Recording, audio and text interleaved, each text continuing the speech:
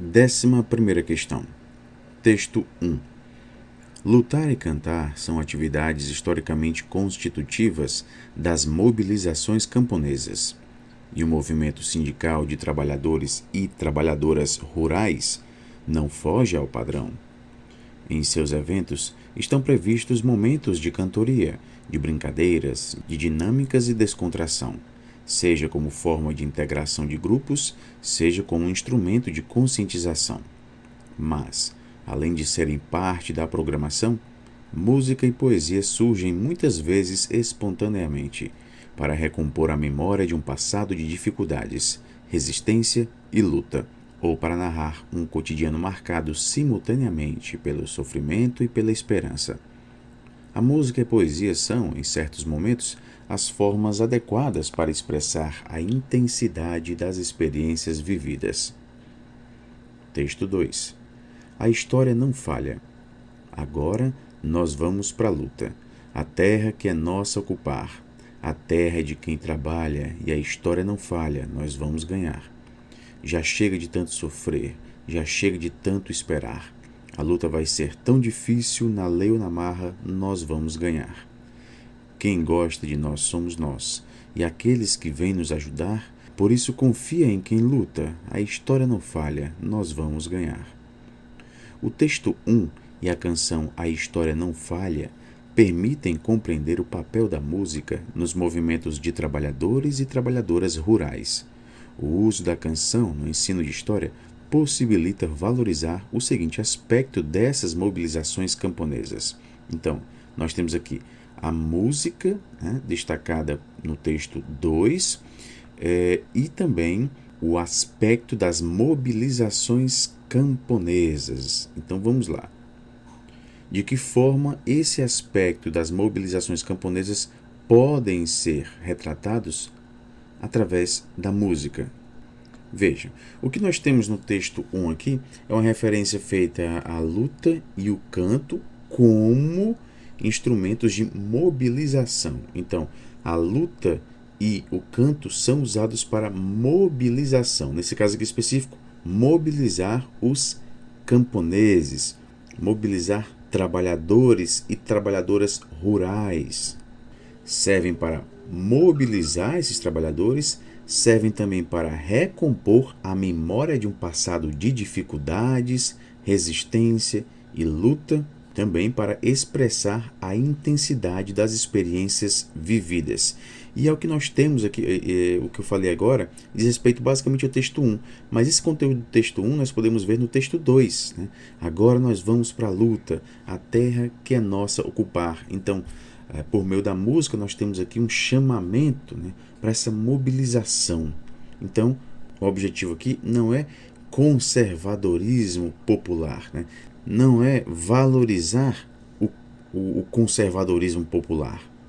O que se busca aqui é chamar uma coletividade, é proporcionar um agrupamento, é mobilizar. E um dos aspectos dessas mobilizações camponesas é justamente a cultura compartilhada. É justamente por compartilhar essa cultura é que existe essa mobilização, esse sentimento de pertencimento a um grupo. E a música serve para mobilizar. Então, o que a gente encontra na opção B, cultura compartilhada, é um aspecto valorizado em canções, até mesmo nas lutas. Então, de fato, o que nós temos aqui na 11ª questão é a opção B de bola. Não é abordagem folclórica nem hierarquização social. 12ª questão. Durante décadas, um bloco monolítico de granito no meio do cemitério da cidade de Chur, na Suíça, foi ignorado por transeuntes.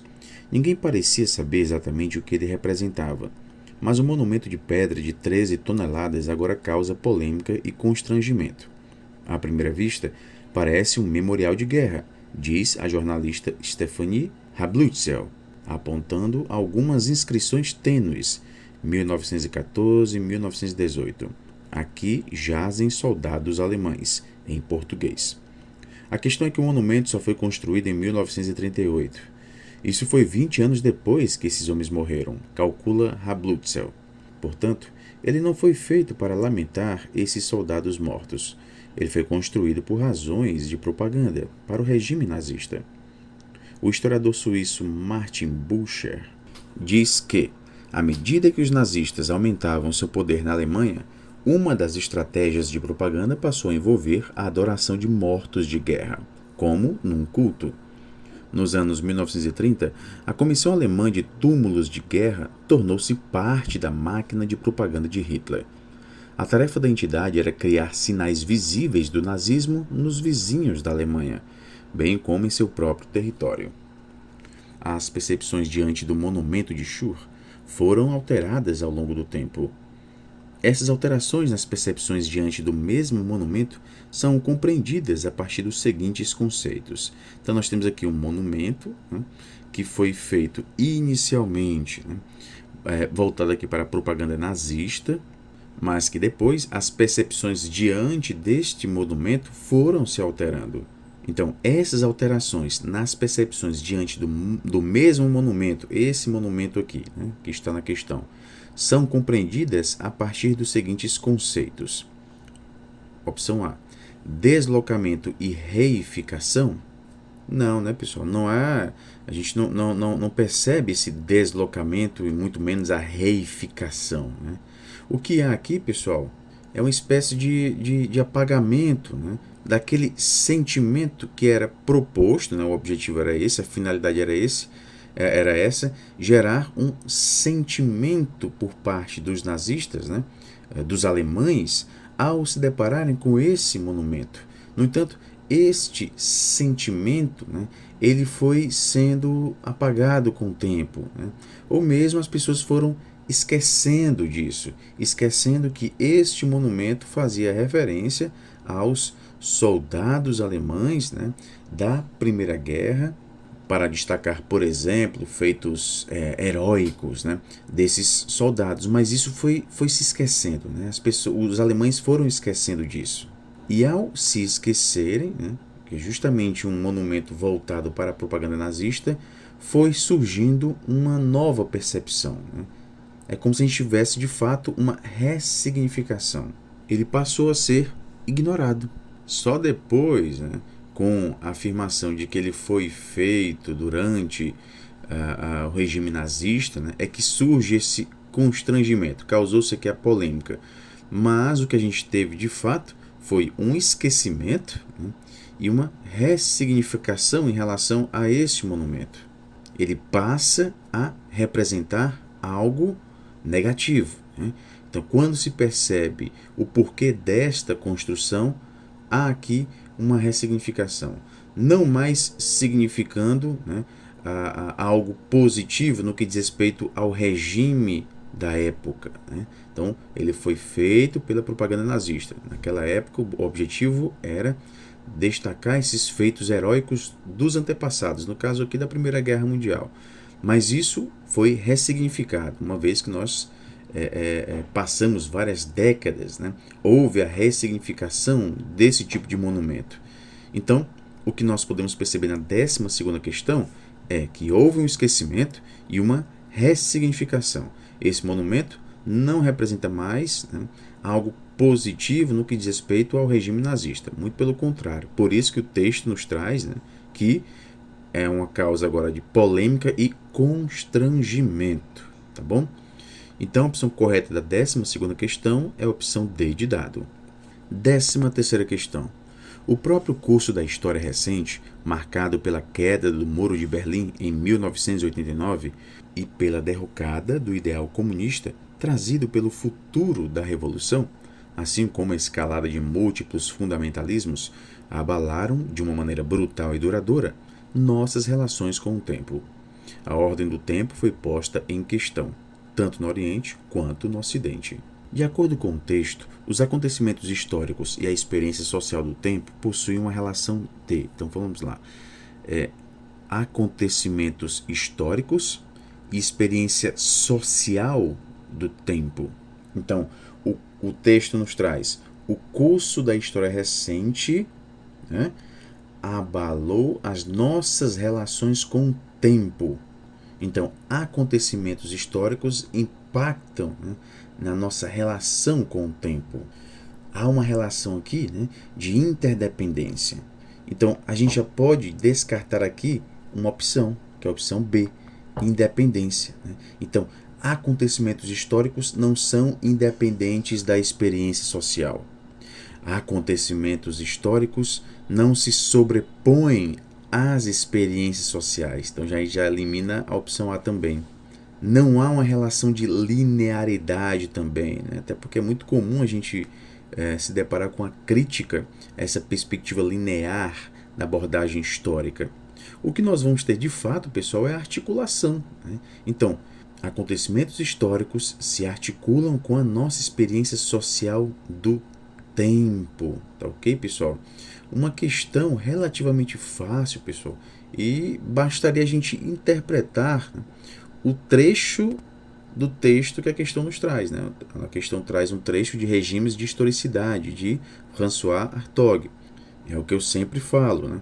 As questões do exame do Prof. História, né, grande parte das questões exige apenas uma interpretação, né? A gente faz a leitura do trecho que eles nos trazem, né? O texto que se faz presente na questão, né? Então a gente faz uma relação desse texto com o comando da questão, o que está sendo pedido. Então, uma questão de calma, paciência, né? Interpretação, é óbvio, né? Toda questão traz interpretação, mas as questões do Prof. História têm essa característica. Até mesmo quando a gente tem uma mudança de banca, como a Econ Rio, né? Essa estrutura ela acaba se mantendo, tá bom? Então, uma leitura atenta, com uma leitura atenta, a gente chegaria à resposta da 13ª questão, opção C de casa. 14ª questão. Professor de História em 2050 em uma aula sobre 2020. Né? Um meme aqui que a gente viu bastante. Né? Professor tentando explicar um determinado acontecimento político, por exemplo. Né? O professor acaba enlouquecendo de tanta coisa que aconteceu. Né? Aí o professor diz, calma turma, agora chega a parte em que a galera começa a acreditar que a Terra é plana. Né? Então um meme muito divulgado, né, nas redes sociais. Em uma aula de história, a utilização do meme permitiria abordar as seguintes características da contemporaneidade. Então vamos lá. Que características da contemporaneidade a gente poderia ver presentes, né, em um meme? Opção A.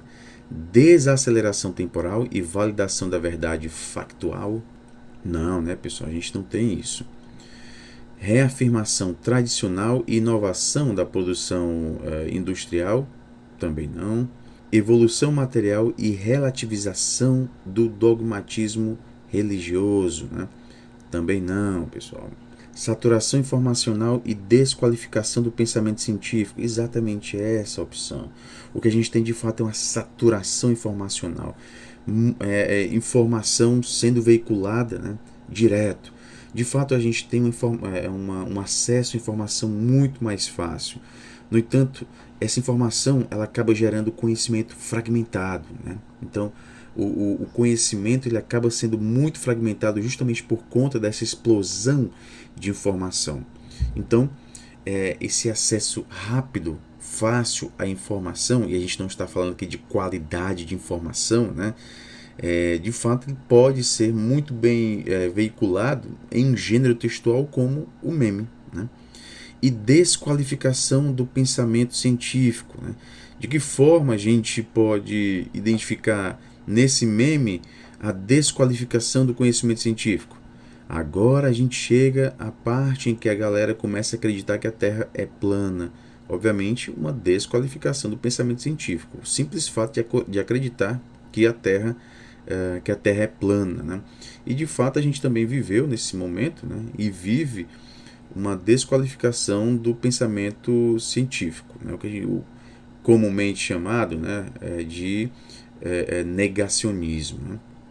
Então, essas características da contemporaneidade, saturação informacional e desqualificação do pensamento científico, podem ser muito bem abordadas no uso de um gênero textual como meme em uma aula de história, tá bom? Então, a opção correta da 14ª questão, a opção D de dado. 15ª questão. Os professores ensinam história no tempo presente, a partir de demandas emergentes que estão registradas nas diretrizes e propostas curriculares vigentes, exames curriculares, avaliações sistêmicas, questionamentos dos alunos, tradições escolares e que emergem dos debates políticos da sociedade na qual estão inseridos. Produzem o currículo ao articular os vários saberes que eles e seus alunos dominam, com referências culturais que circulam no contexto em pauta e os fluxos do conhecimento científico, conteúdos que são mobilizados a partir de sua interpelação. A partir das considerações de Ana Maria Monteiro, saberes docentes e conhecimentos acadêmicos devem estabelecer uma relação de. Então vamos lá. Saberes docentes e conhecimentos acadêmicos, eles devem ter uma relação de. Vejam, nós temos aqui um trecho de um livro, Aulas de História, de Ana Maria Monteiro. Então, a gente pressupõe que, por se tratar de um livro citado no exame Prof. História, Aulas de História, Questões do Tempo Presente, obviamente esse conteúdo defendido pela autora é um conteúdo que a gente deve levar para a nossa prática em sala de aula. Um conteúdo, digamos, que é defendido pelo próprio programa, está coerente com o que é estudado no próprio programa. Então, a gente pode utilizar um pouco do nosso próprio conhecimento de mundo, e o conhecimento também acadêmico, do que a gente deve ou não fazer com esses conhecimentos acadêmicos. Saberes docentes e conhecimentos acadêmicos devem estabelecer uma relação de, opção A, diálogo, exatamente, Os saberes docentes devem dialogar com os conhecimentos acadêmicos, pessoal. A gente não precisa nem ler o trecho do texto que a questão nos traz. Se a gente utilizar o nosso conhecimento sobre ensino de história e tomando por base que a gente tem aqui uma autora, Ana Maria Monteiro, citada, uma historiadora, que fala sobre aulas de história, obviamente o que a gente vai encontrar aqui é algo coerente. Então, saberes docentes e conhecimentos acadêmicos devem estabelecer uma relação de diálogo. Não deve ser de reprodução, um vai reproduzir o outro, mera reprodução, como se fosse algo mecânico. Subordinação, não há essa relação de subordinação, o saber docente está subordinado ao conhecimento acadêmico, e muito menos de distanciamento, pessoal.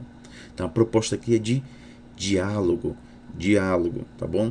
Então, até mesmo sem ler o trecho, se a gente fosse chutar, seria a opção A.